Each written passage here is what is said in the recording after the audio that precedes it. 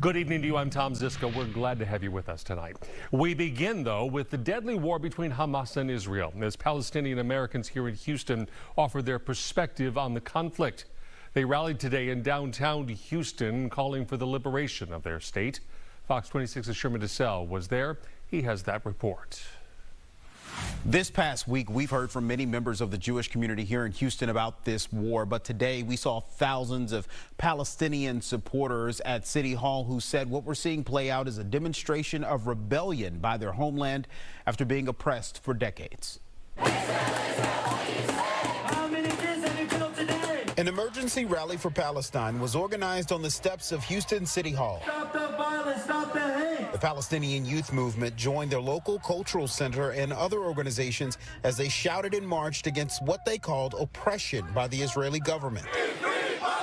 The Israeli defense minister has called for the genocide of Palestinians living in Gaza, ordering a full siege on Gaza. No power, no food, no gas to fight what they call human animals. Those who rallied say the current deadly conflict is the culmination of 75 years of colonization, with the last 16 years being more difficult due to a heavily restricted blockade on the Gaza border. They tell us many Palestinians have been killed and imprisoned by Israeli forces through raids just this year.